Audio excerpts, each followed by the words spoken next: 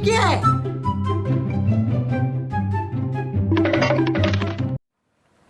अगर आपको ये विंडोज़ देखकर लग रहा है कि ये क्या विंडोज़ है, कैसी विंडोज़ है, तो घबराइए मत। आज हम इस वीडियो में विंडोज़ 11 के बेसिक फीचर्स और इसके बेसिक यूआई के बारे में डिस्कस करेंगे। सो बने रहिए वीडियो के एंड तक।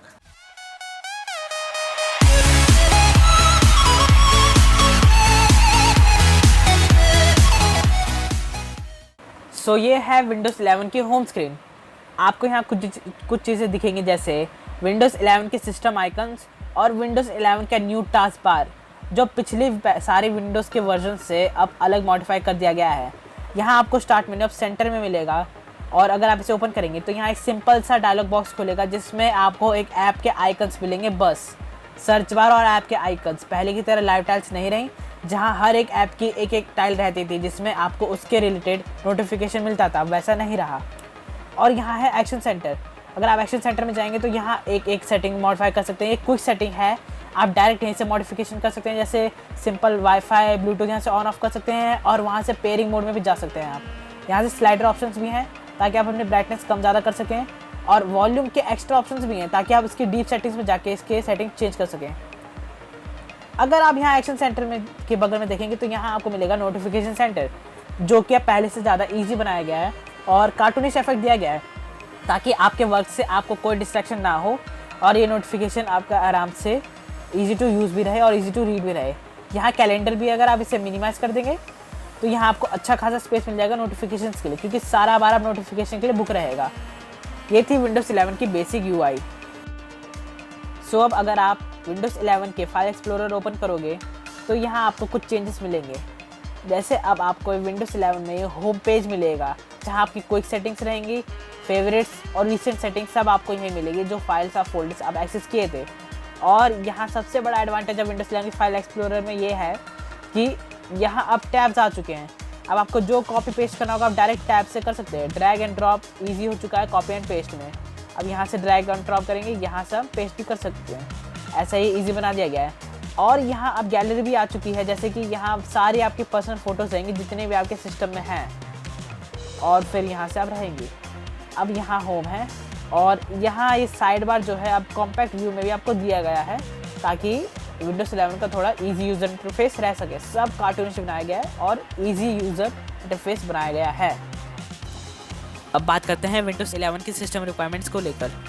माइक्रोसॉफ्ट के अकॉर्डिंग आपके सिस्टम में प्रोसेसर 1 गीगाहर्ट्ज़ और फास्टर विथ 2 और more cores, RAM at least 4 gigabyte required, storage 64 GB और लार्जर स्टोरेज रिक्वायर्ड।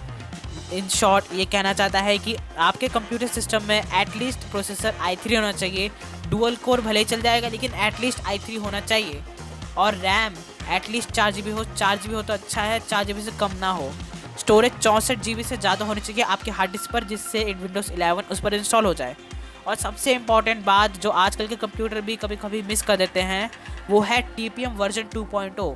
बड़े से बड़ा कंप्यूटर अगर TPM यूज़ कर रहा है तो हो सकता है विंडोज़ 11 में लड़खड़ा जाए। और ग्राफिक्स कार्ड विंडोज़ 11 के लिए बहुत इंपॉर्टेंट है। कंपैटिबल विद डायरेक्ट X12 जो लेटेस्ट ग्राफिक कार्ड है, अगर वो ड्राइवर लेटेस्ट है तो आपके विंडोज़ 11 बिल्कुल स्मूथ चलेगी।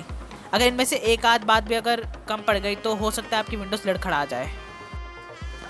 विंडोज़ 11 में नए फीचर्स भी इंट्रोड्यूस हुए हैं, जैसे स्नैप लेआउट। अगर मैं किसी विंडो को ओपन करूँगा, जैसे फाइल एक्सप्लोरर और नोटपैड, अगर इन दोनों विंडोज़ को मुझे लेआउट्स में स्नैप करना है तो हम विंडोज़ 10 तक मैनुअली करते थे। जैसे मैंने मैनुअली इसे किया साइड बाय साइड, दूसरा ऑटोमेटिक एडजस्ट होके हो जाता था। अब विंडोज़ 11 में फ़ीचर आ गया कि अगर हम मैक्सिमाइज़ बटन के पास जाएंगे माउस को लेकर, तो यहाँ कई सारे ऑप्शंस आते हैं स्नैप लेआउट्स के। तो मैं कई सारे शेप्स में, कई सारे ऑर्डर्स में इन्हें लेआउट में स्नैप कर सकता हूँ। जैसे मैं अगर यहाँ बड़े में करूँगा, ये छोटे में अपने आप सिलेक्ट हो जाएगा। मुझे ये 1/4 पार्ट में करना है, यहाँ कर रखूँगा, यहाँ भी हो जाएगा। या तो मुझे ये हाफ में करना है, ये अपने आप ऐसे ही रहेगा। और अगर कोई और विंडो भी हमें एक्टिव करनी है, हम वो भी कर सकते हैं। जैसे क्लॉक में यहाँ एक्टिव है मेरा, ऐसा भी हो जाएगा। यहाँ ये होगा और ऐसा हो जाएगा। ये सपोर्टेड, जैसे ये स्नैप लेआउट सपोर्ट करेगा वैसे वैसे ये काम करेगा लेआउटिंग। सो अब बात करते हैं माइक्रोसॉफ्ट के विंडोज़ के इनबिल्ट फीचर्स के बारे में। विंडोज़ 11 में अब माइक्रोसॉफ्ट टीम्स या माइक्रोसॉफ्ट चैट इनबिल्ट हो चुका है। यानी अगर हम अनेबल करेंगे तो हमारे टास्क बार में एक आइकन बन जाएगा जो हमेशा एक्टिव रहेगा। अब हम इससे हम कभी भी किसी भी टीम से बात कर सकते हैं या हमारी ऑनलाइन मीटिंग हो सकती है इससे। और सबसे बड़ी बात विडजेट्स, विंडोज़ 11 में विडजेट्स वापस आ चुके हैं जो विंडोज़ 10 से मिस हो चुके थे। जैसे अगर हम ऑन करेंगे तो हमारे बॉटम लेफ्ट में ये आ जाएंगे, इनके ऊपर माउस होवर करेंगे तो ये हमारे सारे विडजेट्स दिखाएंगे, हमारे एप्लीकेशंस की दिखाएंगे जितने हमारे एप्लीकेशन सिस्टम में हैं। फिर हम उन्हें ड्रैग एंड ड्रॉप करके अपने डेस्कटॉप पर लगा भी सकते हैं। लेकिन यहाँ कभी कभी लिंक्स में आ जाते हैं तो आपकी जैसी मर्जी आपको चाहिए। और सबसे बड़ी बात है को पायलट, ये आप AI बोल सकते हैं जो अगर हम इन्हें ऑन करेंगे तो ये AI से हमारा सब काम करेंगे। जैसे अगर मैं ऑन करूँगा तो यहाँ मेरा एक AI बन जाएगा जो है बिंग चैट AI से इंस्पायर्ड है। अब मैं जो काम करूँगा, जो काम बोलूँगा इसे, वो मेरा काम करेगा। यहाँ लिखा है भी Copilot with Bing Chat AI, तो मैं जो एक काम बोलूँगा ये वो करेगा। सो ये है AI की पावर। विंडोज़ 11 में ये सब फीचर्स इनबिल्ट आ चुके हैं अब। अब लेकिन वर्चुअल टच पैड या टच कीबोर्ड वैसे फीचर्स अब ऑप्शनल हो चुके हैं कि अगर हमारा कोई टैबलेट होगा, अगर हम उसका माउस या उसका कीबोर्ड डिटैच करेंगे तभी ये एक्टिव होगा, वरना कीबोर्ड्स में हमें ऑप्शन दिया जाता है, टैबलेट्स में कोई ऑप्शन नहीं रहेगा। अब बात करते हैं विंडोज़ 11 के मोस्ट हाइप्ड फीचर के बारे में, जो है इसका नया माइक्रोसॉफ्ट स्टोर। हाँ, माइक्रोसॉफ्ट स्टोर।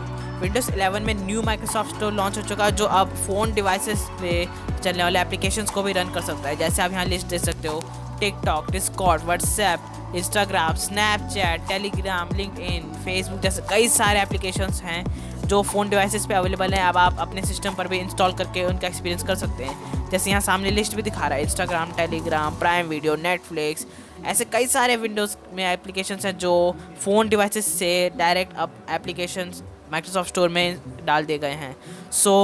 यही वो फीचर था जिसकी वजह से माइक्रोसॉफ्ट के हाइप बहुत ज़्यादा बढ़ गई थी। गाइस, आज की वीडियो के लिए बस इतना ही। ऐसे और टॉपिक्स के लिए हमारे चैनल पर बने रहें, सब्सक्राइब करके फॉलो कर लीजिए और ऐसे ही वीडियोस को लाइक और शेयर करते रहें ताकि सबके पास वीडियोस पहुंच सकें और सबके बेसिस क्लियर हो जाएं।